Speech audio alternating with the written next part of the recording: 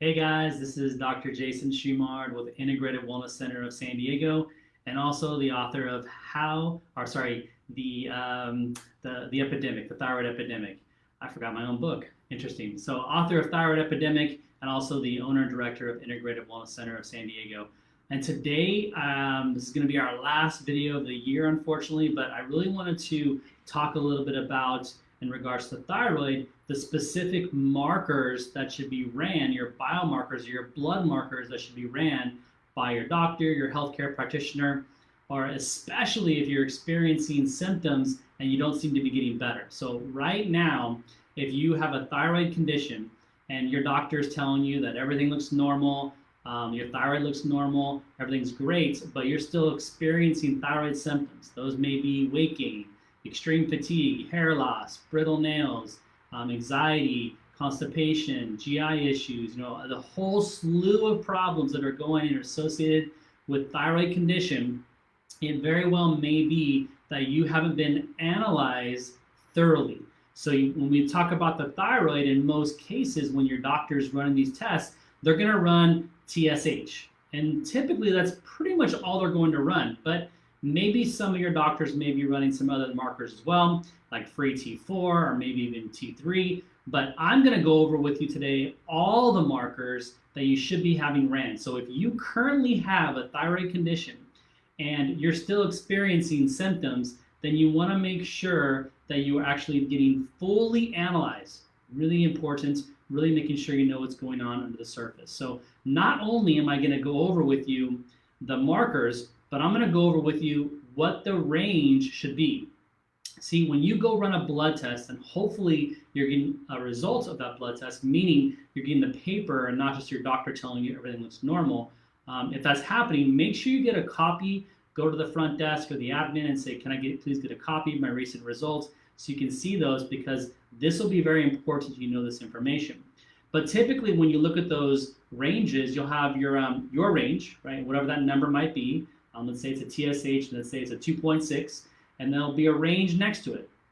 Now the ranges are being derived by the individuals the lab is testing. So they're basically saying, well, if you're out of these ranges, these are the sick individuals that we're seeing, so they're out of those ranges.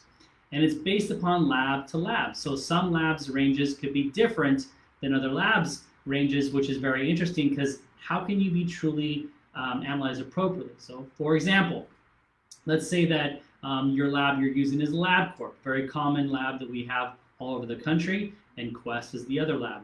Well, LabCorp ranges on the high end of TSH can be around 4.5, whereas Quest can be 5.5.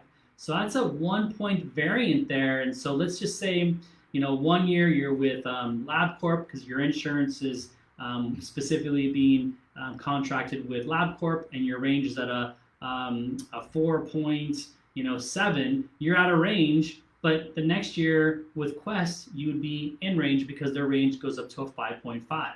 So it can be very confusing, and in many cases, when your doctors are analyzing these tests, they're very busy. They're just looking at the highs and lows and not looking at the true intricacy of what's going on under the surface. So let's talk about that today. I'm not only going to be giving you the specific markers and why they're important to RAM, but also the ranges that we should be looking for, what we refer to as a functional analysis or a healthy analysis of where you should be for optimal numbers. So the first one, the one we just talked about, is TSH, right?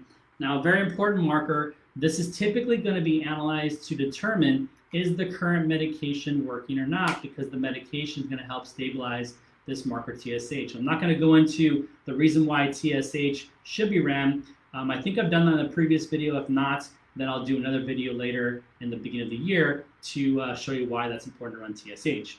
But we look at that, your TSH should be between about 1 and 3. Now, some people say between 1 and 2, some people say between 1.8 and 3. So what I do is I just say between 1 and 3. If you get your TSH back and it says 1.8, 2.5, your range is doing really well, the medication's working, your thyroid is being balanced with the pharmaceutical drug. Not necessarily means it's good, it just means it's being balanced with the medication you're currently taking. So TSH 1.3, or sorry, 1 to 3. Now the second one is we want to look at T4. Now oftentimes your doctors are not going to run T4 because the medication they're giving you, Synthroid, levothyroxine, those medications, is T4. So they're not going to run that because they can see, based upon TSH, if the amount they're giving you of T4 is working or it's not working. But your T4, if you're having that ran, should be between 6 and 12. So that's ideally where we want to see that, between 6 and 12. Again, more often than not, it's not being ran because the medication they're giving you is going to be analyzed off of TSH. But if you do have a T4, 6 and 12 is where that range should be. The next one we want to look at, this one oftentimes is ran by your docs, and that's free T4. This is important because when you're looking at markers like this, T4, this is protein bound. It's in your bloodstream. So once it leaves the protein called, it's cleaving from the protein, it then goes out of the bloodstream and gets into your tissues, and it's going to act upon the tissues as it should.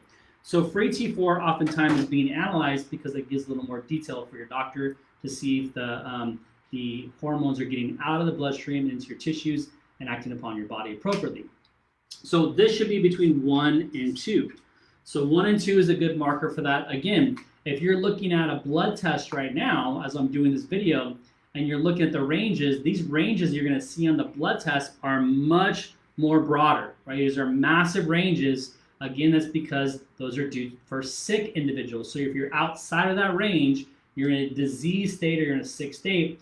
These are healthy ranges. These are functional ranges. So we look a little bit more in depth to try to get you as healthy as possible. So the next one we're going to talk about, number 4, is going to be free thyroxine index. This doesn't really have a range, anything specific that we look for, but it is part of the biomarkers that should be analyzed for the thyroid. So free thyroxine index, there's no specific functional range that we want to look at there. The 5th one we're going to do is, we'll just do this one as T3, total T3. So with total T3, you want to make sure that your range, now I've seen some labs, they have a little bit different analysis there, but we'll use LabCorp, which we mostly use in our office in Quest, but those ranges should be greater than 100. So we want to see it greater than 100. I've seen as low as like in 65 to, a certain high range, or sometimes it says 70. Those are too low, right? It's telling us that you don't have enough of this T3. And when you don't have enough T3, it's going to impact your body in the way that it functions. So it's going to cause things like thyroid symptoms. It may cause you to have your hair loss. It may cause you to have fatigue or weight gain. T3 is your active hormone. This is the one that's going to act upon your DNA and do most of the job that's necessary for you to have a good functional body in regards to thyroid. Now the next one, if you probably already guessed, is actually free T3. Now free T3, again, we have the protein bound, which is the total T3, and then we have the free T3 once it leaves the bloodstream and goes into the tissues of the body. So that's why we're measuring this type of thing. So we want to see this one between 2 and 3, is you want to see that. Sometimes even more importantly, maybe even up to 3 to 4, depending on the individual that we're working with. But ideally somewhere between 2 and 4 is the ideal ranges for this specific marker for free thyroxine. Probably more the 3 to 4 range is where I really want to see, because a lot of times you're going to see a patient still having symptoms when they're in that 2 to 3 range. But so we'll often use more of this 3 to 4 range. Again, I'm just kind of giving you multiple ranges that we see through the research.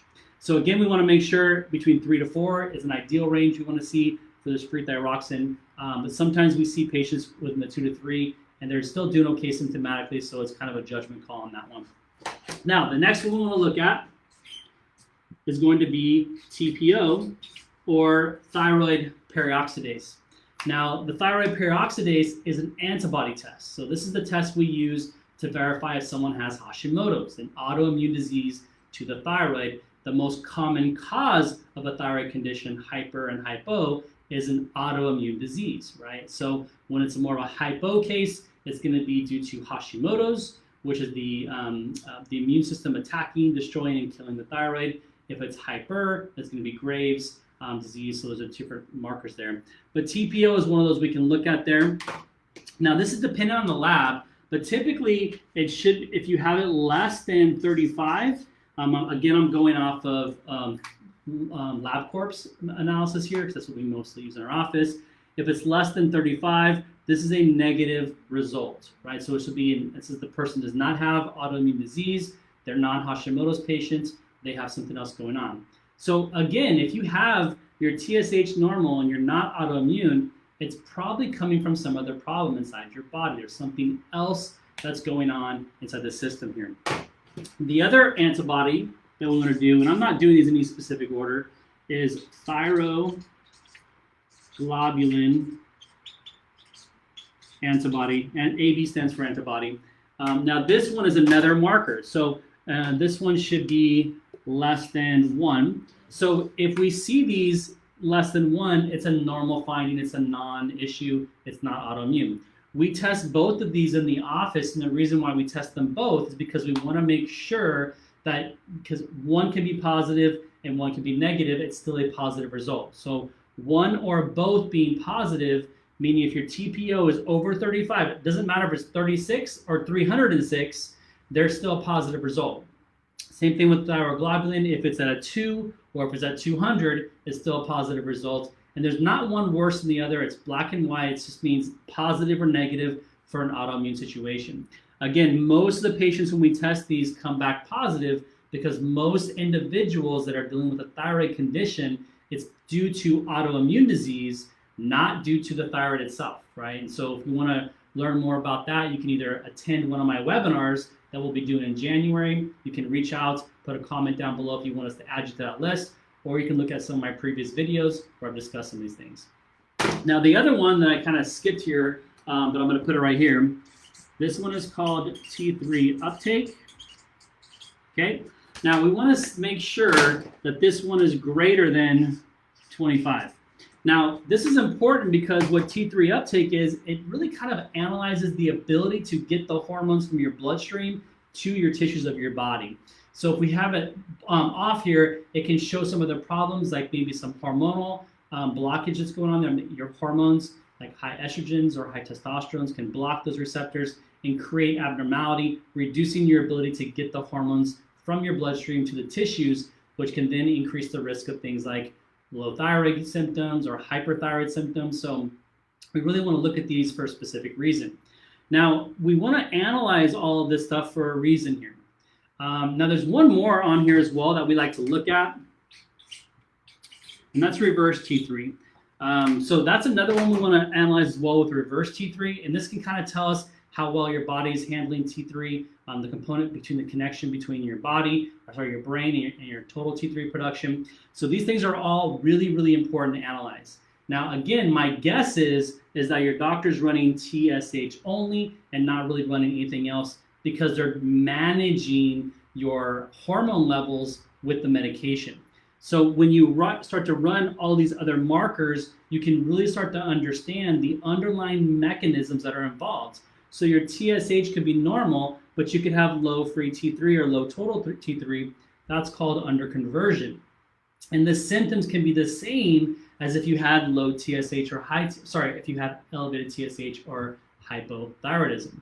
So we have to really analyze the persons very specifically to see what's going on with them. And what I wanted to show you today are some of these markers that we look at just in regarding to the thyroid. There's other things that we look at as well, but just the thyroid alone and how complex and comprehensive that we run to see what's really going on with the individual.